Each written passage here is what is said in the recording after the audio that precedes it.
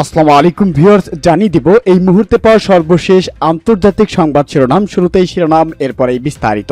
শুরুতেই জানিয়ে দিব ইসরায়েলের জন্য মরণাস্ত্র সুপারসনিক ক্ষেপণাস্ত্র উপস্থাপন করল ইরান।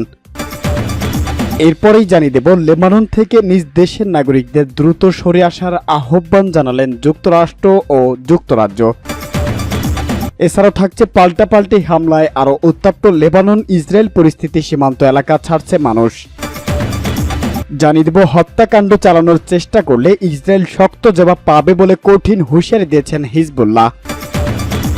সর্বশেষ জানিয়ে দেব ইসরায়েলের সঙ্গে শান্তি চুক্তি করে মুসলিম বিশ্বের সঙ্গে প্রতারণা করছেন আরব আমিরাত, বললেন আয়াতুল্লাহ আলী খামেনি। শুনছিলেন শিরোনাম, এখন বিস্তারিত। তবে তার আগে ভিডিওটিতে একটি লাইক ও কমেন্টস করে জানিয়ে দিন এই সংবাদ সম্পর্কে আপনার মূল্যবান মতামত। জানিয়ে দিন কোন স্থান থেকে আমাদের সংবাদ শুনছেন এবং দেখছেন। চ্যানেলটি সাবস্ক্রাইব করুন সবার আগে সংবাদ শুনুন।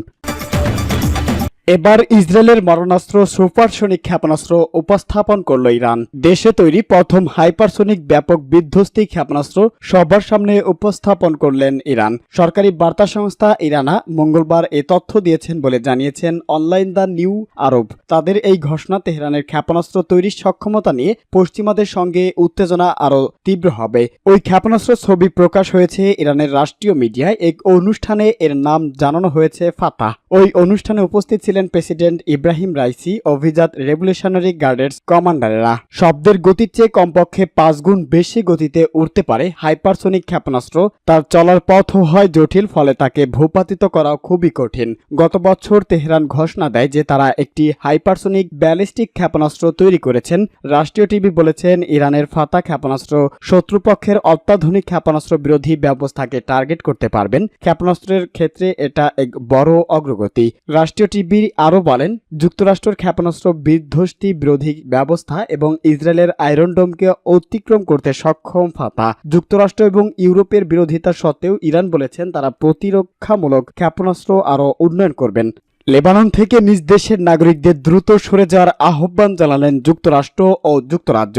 লেবাননের রাজধানী বৈরুতে অবস্থিত এই দুটি দেশের দূতাবাস থেকে এমন নির্দেশনা দেওয়া হয়েছে। এর আগে লেবাননে ভ্রমণের ক্ষেত্রে সতর্কতা জারি করা হয়েছিল।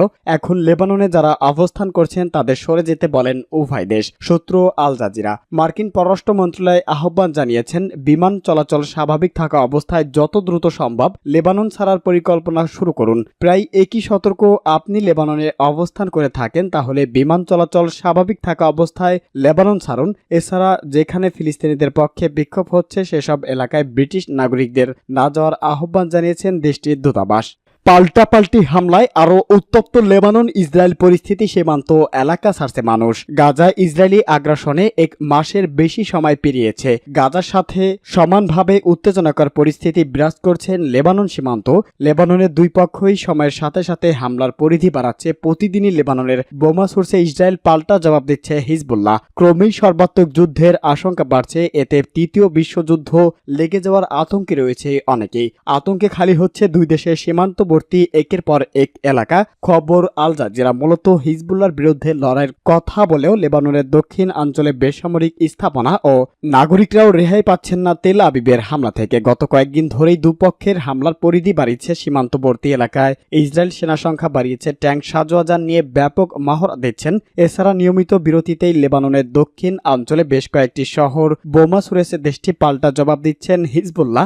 দফায় দফায় তেল আবিবকে লক্ষ্য করে রকেট মিসাইল ছুড়েছেন সংগঠনটি। এদিকে দুপক্ষই যেভাবে হামলার পরিধি বাড়াচ্ছে তাতে আতঙ্ক ছড়াচ্ছে স্থানীয়দের মাঝে। ইসরায়েল সীমান্তবর্তী একের পর এক গ্রাম ছেড়ে নিরাপদে ছুটছেন বাসিন্দারা। তেল আবিব ও ঝুঁকিপূর্ণ এলাকায় নাগরিকদের সরিয়ে নিচ্ছেন। বিশ্লেষকরা বলছেন লেবানন সীমান্ত সর্বাত্মক হামলা এড়ানোর সর্বোচ্চ চেষ্টা করছেন তেল আবিব। এমনিতেই গাজা বিপুল সামরিক শক্তি প্রয়োগ করেছেন। দেশটি হিজবুল্লাহর মতো শক্তিশালী সংগঠন গোষ্ঠীকে মোকাবেলা তাই সহজ হবে না তাদের জন্য।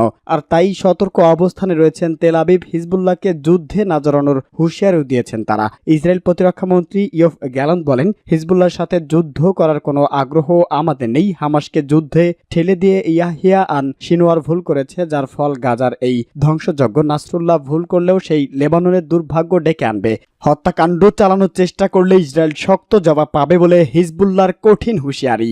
ইহুদিবাদী ইসরায়েল লেবানন অভ্যন্তরে কোনো হত্যাকাণ্ড চালানোর চেষ্টা করলে তার শক্তিশালী জবাব দেওয়া হবে বলে হুমকি দিয়েছেন ইসলামী প্রতিরোধ আন্দোলন হিজবুল্লাহর মহাসচিব সৈয়দ হাসান নাসরুল্লাহ। লেবাননের রাজধানীর বৈরুতে এক টেলিভিশনে সরাসরি সম্প্রসারিত এক ভাষণে এই হুঁশিয়ারি উচ্চারণ করেছেন তিনি। লেবাননের দ্বিতীয় স্বাধীন লাভের ষষ্ঠ বার্ষিক উপলক্ষে এক অনুষ্ঠানে সৈয়দ নাসরুল্লাহ এসব হুঁশিয়ারি দিয়েছেন। লেবাননের উত্তর ও পূর্ব সীমান্ত বিস্তীর্ণ এলাকা উগ্র জঙ্গি গোষ্ঠী আইএসের কবল থেকে মুক্ত করার পর লেবানন 2017 সালে 28 আগস্ট দ্বিতীয়বারের মতোই স্বাধীনতা লাভ করেছিল খবর পাসটোডের। আইএস বিরোধী ওই অভিযানে লেবাননের সেনাবাহিনীর সঙ্গে ছিল হিজবুল্লাহ। সে সময় উগ্র জঙ্গিদের পরাজিত করা না গেলে তারা লেবানন ও সিরিয়ার কোটি কোটি মানুষের জীবন বিপন্ন করে তুলত বলেও জানিয়েছেন। আইএসকে পরাজিত করা এই ঘটনাকে সে সময় দ্বিতীয় স্বাধীনতা বলে ঘোষণা দেন সৈয়দ নাসরুল্লাহ। এর আগে 2000 সালে হিজবুল্লাহ সহ অন্যান্য প্রতিরোধ আন্দোলনের সশস্ত্র সংগ্রামের মুখে ইহুদিবাদী ইসরায়েল দক্ষিণ লেবানন থেকে সেনা প্রত্যাহার করে নিতে বাধ্য হয়। এই ঘটনাকে লেবাননের প্রথম স্বাধীনতা নামে পরিচিত হয়। সৈয়দ নাসরুল্লাহ তার ভাষণে আরো বলেন, ইহুদিবাদী ইসরায়েল প্রতিরোধ অক্ষের বিরুদ্ধে যুদ্ধের বছরগুলোতে লেবাননের বহু হত্যাকাণ্ড চালিয়েছে, কিন্তু তারা প্রতিরোধ অক্ষকে দুর্বল করতে পারেননি। হিজবুল্লাহর মহাসচিব বলেন, কোনো প্রকার হুমকি প্রতিরোধ ফ্রন্ট এবং এর অগ্রযাত্রাকে থামাতে সক্ষম হবে না, বরং এটাকে আরো দৃঢ় ও শক্তিশালী করে তুলবে।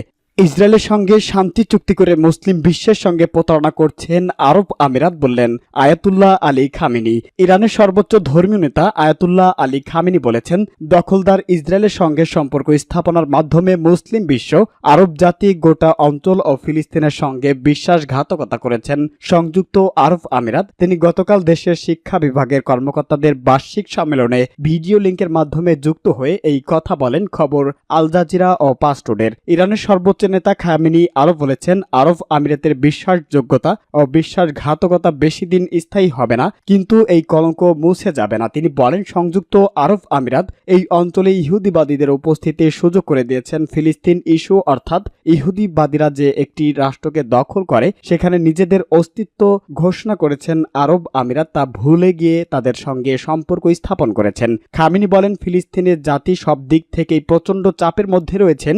এই অবস্থায় আরব আমিরাত ইসরায়েল এবং বাইডেন পরিবার ইহুদি সদস্যের মতো দুষ্টদের সঙ্গে মিলামেশা করে মুসলিম বিশ্বের স্বার্থের বিরুদ্ধে কাজ করছেন।